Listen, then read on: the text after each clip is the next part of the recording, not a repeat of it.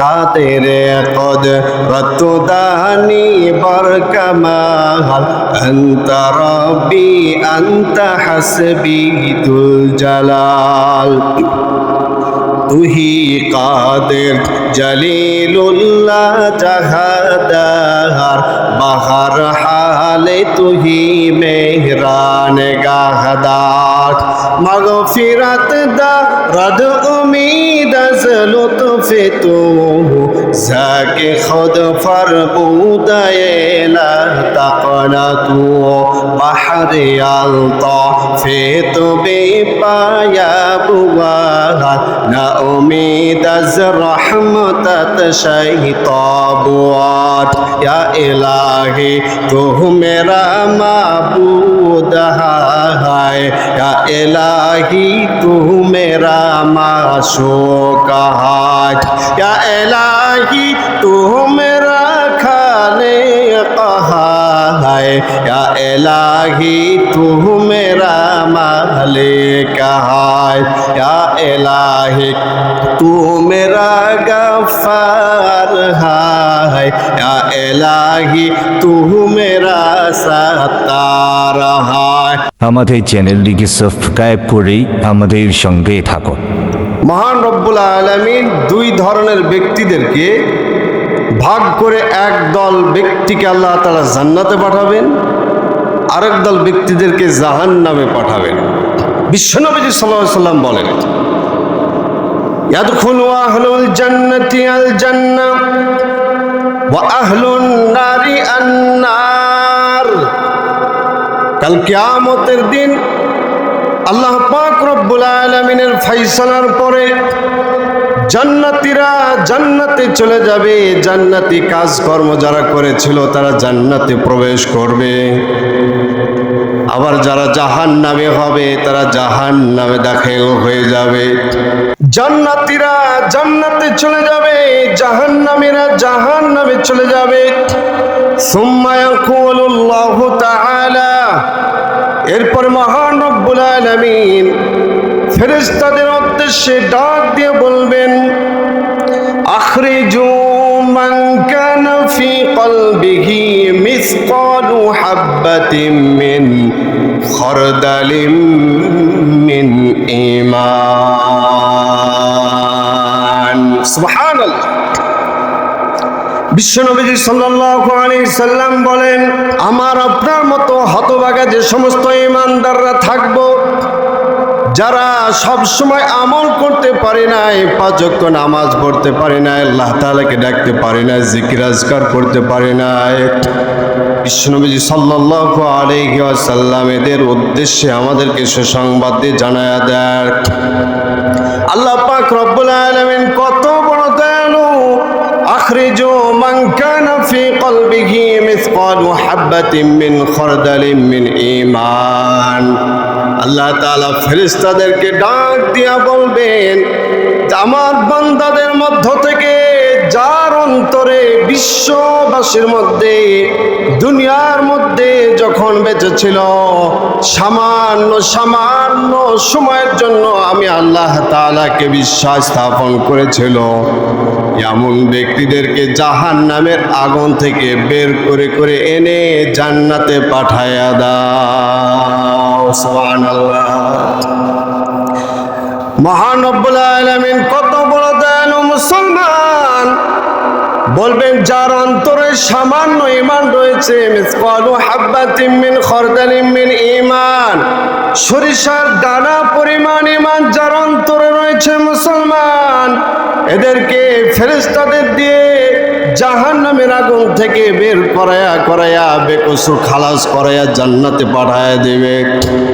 আমার ভাইয়েরা, হাদিসটা আরো লম্বা চওড়া আকারে সহিহ মুসলিম শরীফ এবং মুসনাদে আহমদের মধ্যে উল্লেখিত আছে। ফেরেশতাদেরকে আল্লাহ পাক রব্বুল আলামিন হুকুম দিবেন, হুকুম দেওয়ার পরে একদল ব্যক্তিদেরকে জাহান্নামের আগুন থেকে বের করে আনবেন। বের করে আনার পরে দেখবে কান্নাহুম হুমুল হামাম, তাদের পুরো দেহটা পুরো চেহারাটা আগুনের মধ্যে পুড়ে ছারখার হয়ে যাবে, পুরো পুড়ে পুড়ে তাদের চেহারার কোনো চিহ্ন থাকবে না, আব্দুর রহমান আর আব্দুর রহমান থাকবে না। আমি আপনি যেই হই না কেন, আগুনে যখন পুড়ে ছারখার হয়ে যাব, অপরিষ্কার হয়ে যাব, কয়লা হয়ে যাব। তাই আল্লাহ তাআলাকে ফেরেশতারা বলবেন, ওগো আল্লাহ, এই সমস্ত ব্যক্তিদেরকে অবস্থায় জান্নাতে নেওয়া যাবে না। কেন নেওয়া যাবে না? এরা তো অপরিষ্কার। জান্নাত তো হচ্ছে পরিষ্কার একটি জায়গা, ঠিক কিনা বলেন? আর পরিষ্কার জায়গার মধ্যে অপরিষ্কার ব্যক্তিদেরকে যদি নোংরা ব্যক্তিদেরকে নিয়ে যাওয়া হয়, তাহলে তো জান্নাতটা পুরো পরিবেশটাই নষ্ট হয়ে যাবে। আওয়াজ দিয়ে বলুন তো ঠিক কিনা? আমার ভাইয়েরা, আল্লাহ পাক রব্বুল আলামিন বলবে, তাহলে এক কাজ করো, জান্নাতের গেটের পাশে একটি নহর রয়েছে, সেই নহরের নাম হচ্ছে, সেই বুখারীর মধ্যে আছে, নাহরুল হায়াত, অর্থাৎ জীবন সাগর, জীবন্ত সাগর নামে একটি নদী থাকবে। মহান রব্বুল আলামিন বলবেন, এদেরকে সেই নহরের মধ্যে নিয়ে গিয়ে তাদেরকে ডুবাও, তাদেরকে গোসল করাও, তাদেরকে পরিষ্কার করার পরে জান্নাতের মধ্যে জায়গা দিয়ে দাও। সুবহানাল্লাহ।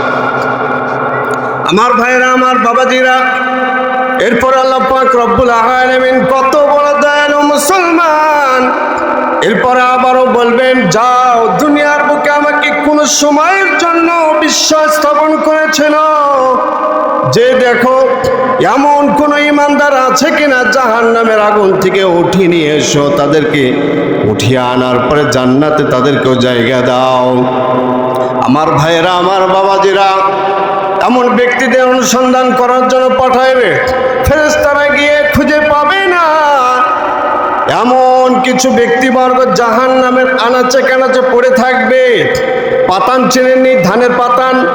এই যে এখন ধানের সময়, ধান যেখানে মাড়াই করা হয়, বিভিন্ন জায়গায় পাতানগুলো, চিটা আকারে বিভিন্ন জায়গায় পড়ে থাকে, এগুলো কারো চোখে পড়ে না, ঠিক কিনা বলেন?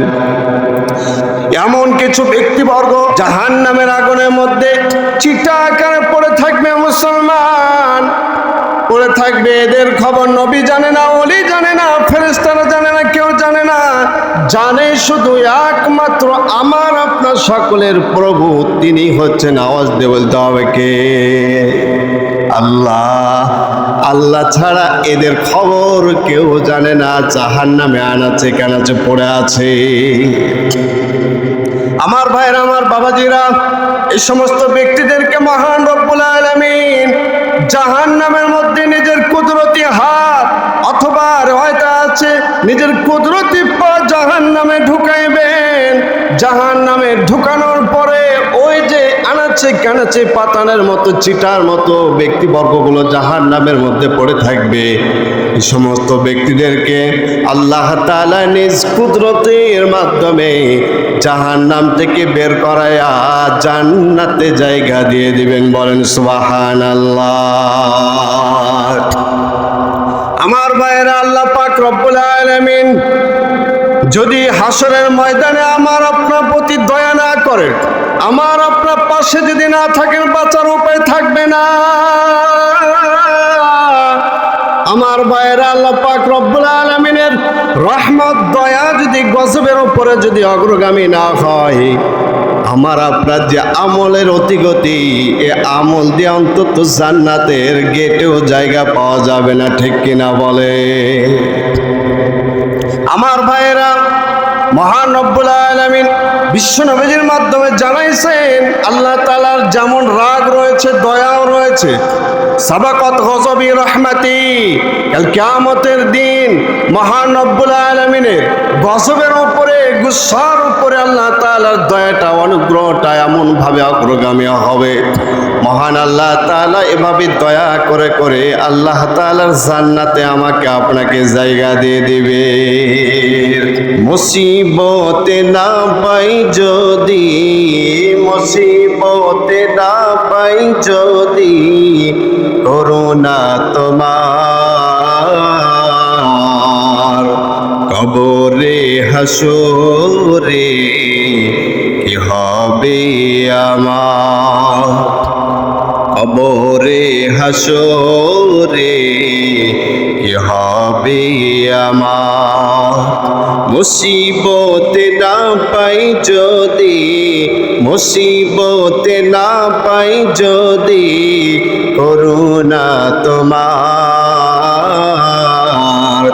কবরে হাসরে কি হবে আমার। কবরে হাসরে কি হবে আমার।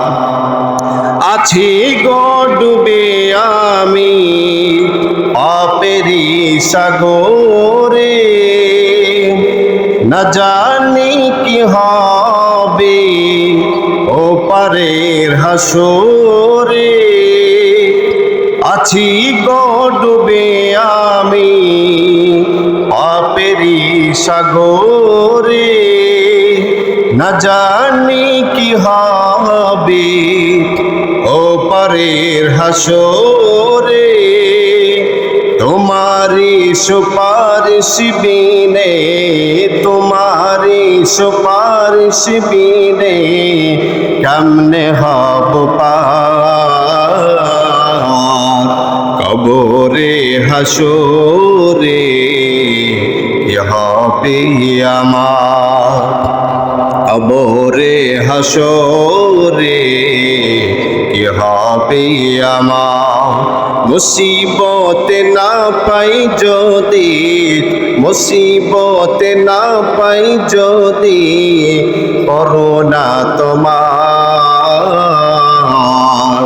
কবরে হাসরে কি হবে আমার। কবরে হাসরে কি হবে আমার। চিৎকার দিয়ে বলুন মারহাবা। আমার ভাইয়েরা, এজন্য আল্লাহ পাক রব্বুল আলামিনের দয়া যদি না থাকে বাঁচার উপায় নাই।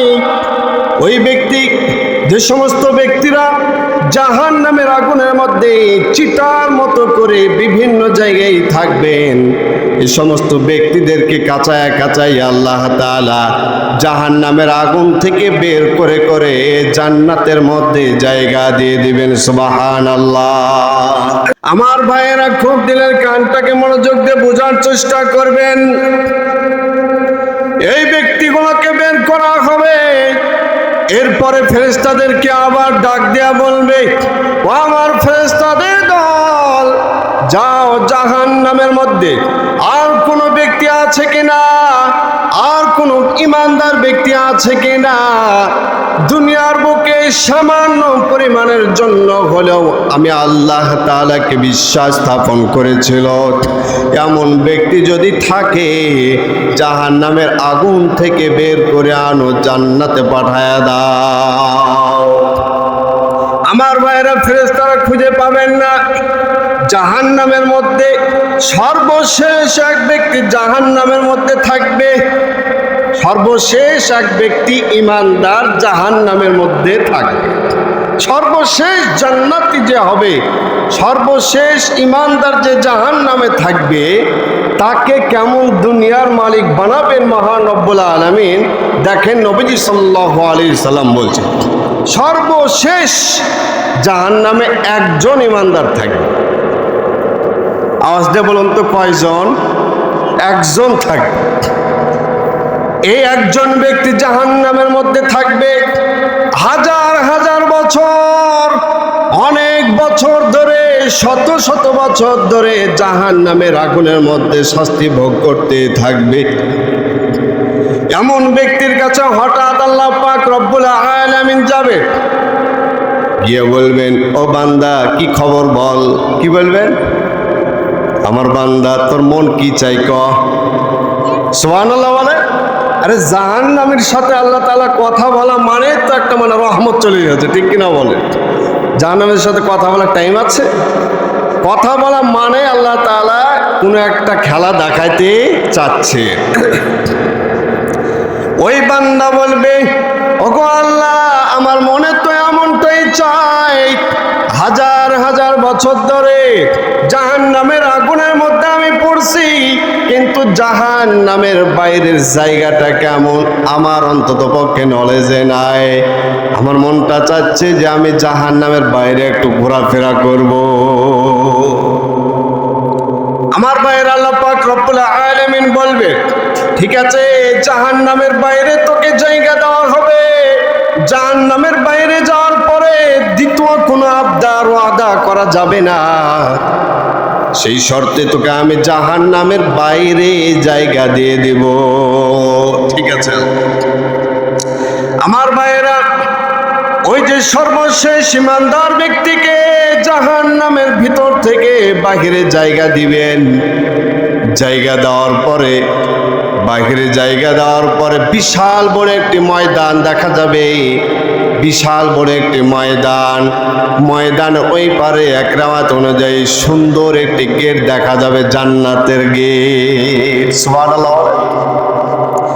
আর এক রাওয়াত অনুযায়ী মুসলমান ভাইরা আমার, বিশাল ময়দান, ময়দানের ওই পারে সুন্দর একটি গাছ দেখা যায়।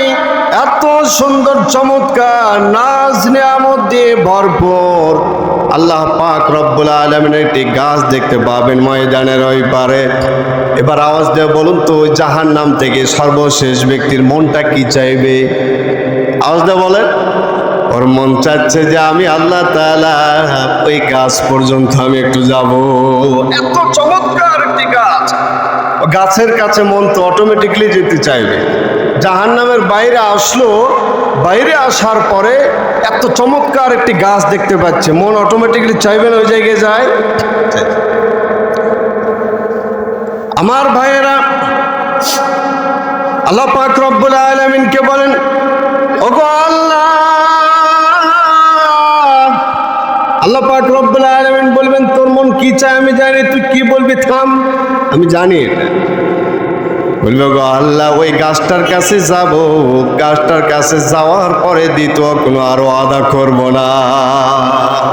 মহান রব্বুল আলামিন বললেন, ঠিক তো বলছে, হ্যাঁ ঠিক আছে, ওই গাছের কাছে যাওয়ার পর আর দ্বিতীয় কোনো আবদার রাখবো না।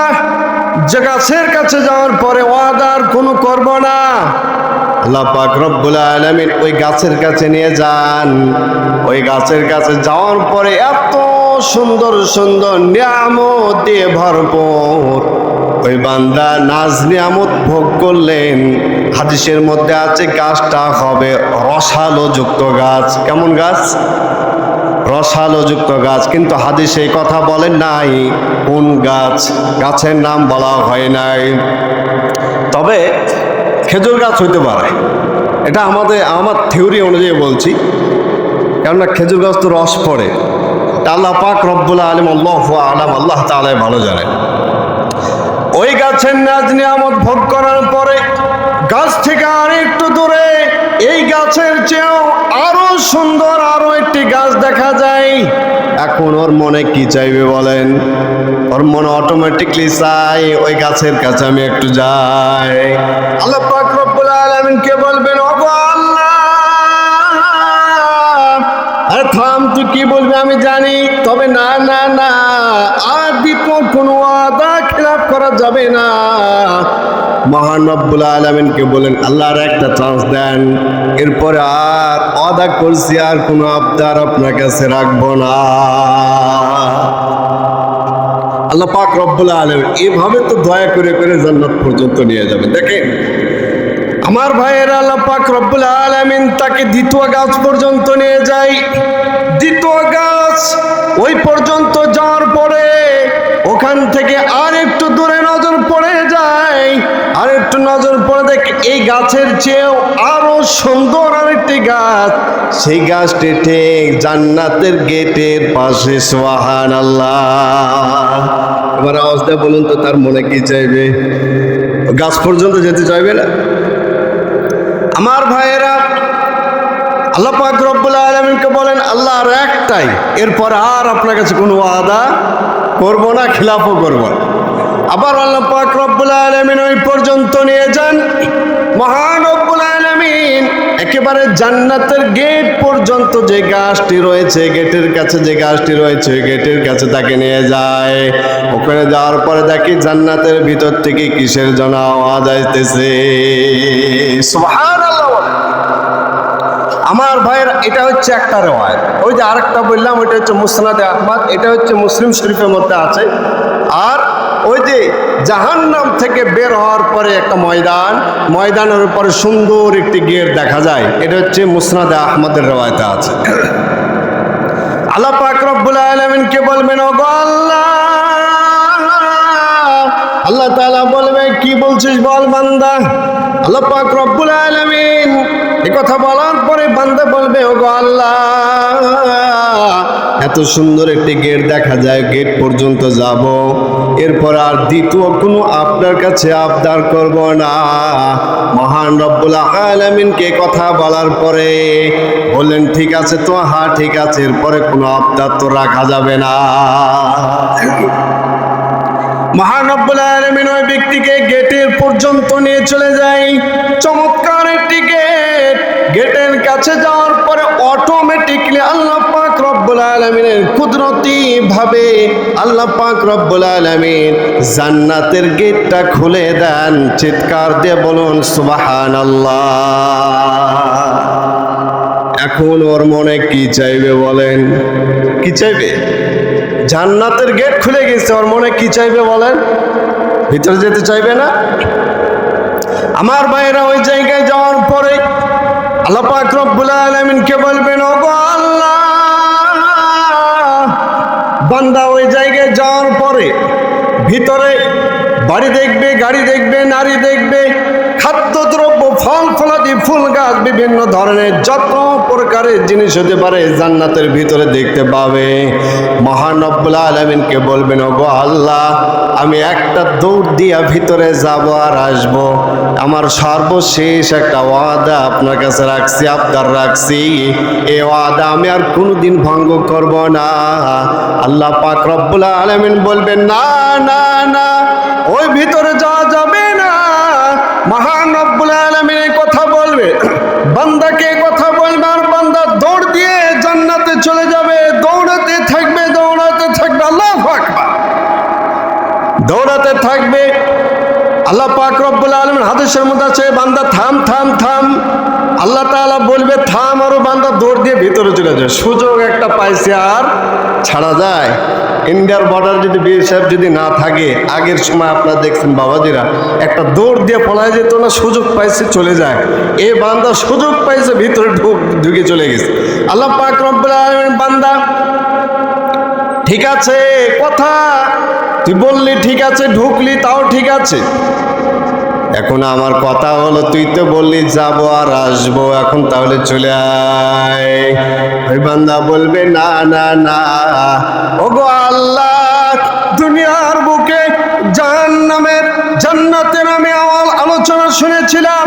দুনিয়ার বুকে যতদিন আমি বেঁচে ছিলাম এমন তাফসীর মাহফিলে আমি শুনেছিলাম, এমন তাফসীর কোরআনের মাহফিলে আমি আলোচনায় হুজুরের মুখ থেকে শুনেছিলাম, মুফতি দেলোয়ার সাহেবের কাছ থেকে আমি শুনেছিলাম, একবার কোনোভাবে যদি কোনো বাহানা দিয়ে যদি জান্নাতের মধ্যে যদি কেউ ঢুকে যেতে পারে, তাহলে ওই ব্যক্তি আর জান্নাত থেকে বাইর হওয়ার আল্লাহ তাআলার আর আইনে নাই। আল্লাহু আকবার। আমার ভাইরা, আল্লাহ পাক রব্বুল আলামিন যুক্তি তো ভালোই জানিস, দেখি কি বলবেন, যুক্তি তো ভালোই জানিস, তো আমার সঙ্গে যুক্তি দিচ্ছস, ঠিক আছে। আল্লাহ তাআলা মেনে নিয়েছে। এই বান্দা জান্নাতের মধ্যে ঢোকার পরে জান্নাতের মধ্যে বিভিন্ন ঘর রয়েছে, বিভিন্ন ঘর রয়েছে, বিভিন্ন ঘরের দরজার কাছে যায় আর নক করে। সকলে ভিতর থেকে বলে, কি চাই, তুমি কে এসেছো? তিনি বলে, আলিয়া মাসকানুল ফি বাইতিকা, আমার জন্য তোমার ঘরে কোনো জায়গা আছে কিনা? ওই ব্যক্তিকে বলবে, না না না, আমাদের এখানে কোনো জায়গা নাই, যাও যাও চলে যাও। এভাবে প্রত্যেকটা ঘরে যাবে আর ফিরে আসবে, যাবে আর ফিরে চলে আসবে মুসলমান। এরপর আল্লাহ পাক রব্বুল আলামিন ডাক দিয়ে বলবে, আল্লাহ পাক রব্বুল রব্বুল আলামিন জবান খুলে বলবে, ওরে আমার বান্দা, বলবে আল্লাহ পাক রব্বুল আলামিন জান্নাতে তো ঢুকলাম, কিন্তু থাকনের তো কোনো জায়গা খুঁজে পাই না। জান্নাতে ঢুকেছি কিন্তু থাকার কোনো জায়গা আমি খুঁজে পাচ্ছি না। এ কথা বলার পরে ওই ব্যক্তিকে আল্লাহ পাক রব্বুল আলামিন বলবে, ও বান্দা, তোর মনে কি চায় এখন সেটা বল। এখন আর আলোচনা বাড়তি আলোচনার সময় নাই। এখন বল যে জান্নাতে তো আইসোস, এখন জান্নাতের মধ্যে তোর মনে কি কি চায় সেটা এখন খুলে বল। আমার ভাইয়েরা, ওই ব্যক্তি এমন কিছু জিনিস বলবে যেটা আল্লাহ তাআলার পছন্দ হবে না।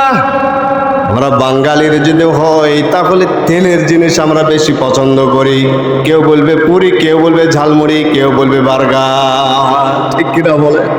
এমনই তো, এমন কিছু জিনিসের নাম বলবে যেটা আল্লাহ পাক রব্বুল আলামিনের পছন্দ হবে না। জান্নাতে এই সমস্ত জিনিস চাচ্ছিস, এমন জিনিস চাচ্ছিস যে জিনিস অন্তত আল্লাহ তাআলার কাছে, আমি আল্লাহ তাআলার কাছে পছন্দ নয়।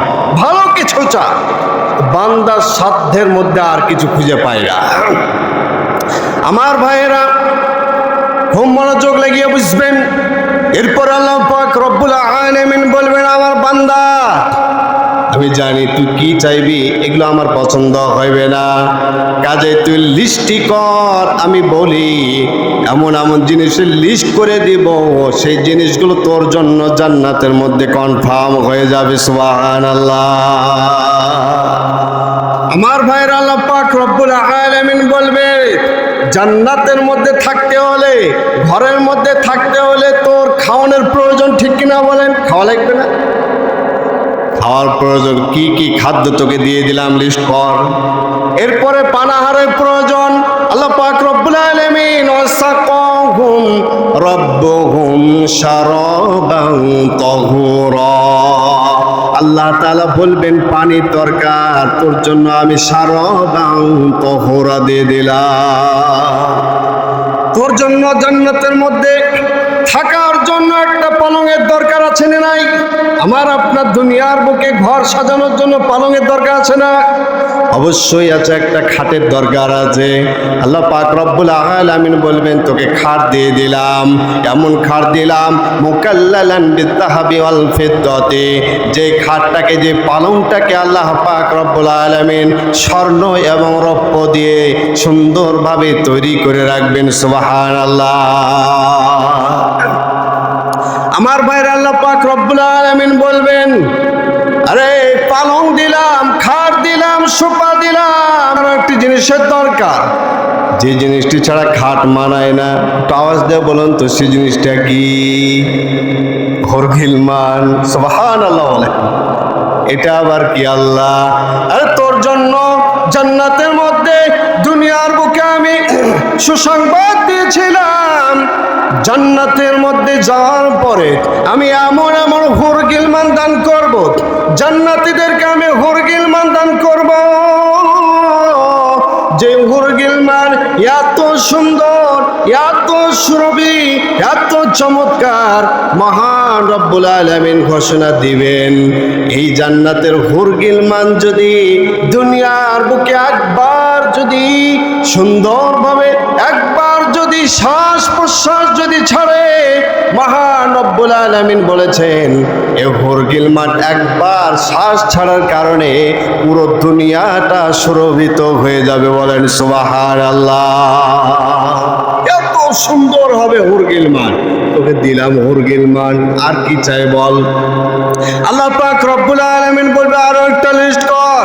তোর ঘরে পালং দিলাম, খাট দিলাম, ফ্রিজ দিলাম, টিভি দিলাম, তোর ঘর সাজানোর জন্য যা কিছু দরকার সব কিছু দিয়ে দিলাম। এখন এই সব কিছু রাখার জন্য একটা, আমার আপনার জন্য একটা ঘরের প্রয়োজন আছে কিনা বলেন? নাই? খাট রাখবেন কোথায়? ফ্রিজ রাখবেন কোথায়? পালং রাখবেন কোথায়? বউ রাখবেন কোথায়? এই জন্য একটা ঘরের প্রয়োজন। এই ঘরের প্রয়োজন মহান রব্বুল আলামিন ঘোষণা দিয়ে জানায়া দেন, মুসলমান বাবাজিরা আমার, এই ব্যক্তিকে এমন একটি ঘর আল্লাহ পাক রব্বুল আলামিন সে সময় দান করবে, যে ঘরের কথা আল্লাহ পাক রব্বুল আলামিন বলেন এমন ঘর তোকে দিয়ে দিলাম যেই ঘর এমন যে দুনিয়ার মধ্যে আমরা বসবাস করি এই দুনিয়া 10 দুনিয়ার পরিমাণ, আরেক রাওয়ায়াতে আছে 11টি দুনিয়ার সম পরিমাণ। যে ঘরটি আল্লাহ তাআলা ওই ব্যক্তিকে দিবেন এই ঘরটি এমন 10 অথবা 11টি দুনিয়ার সম পরিমাণ বালাখানার মালিক বানাবেন। চিৎকার দেব সুবহানাল্লাহ।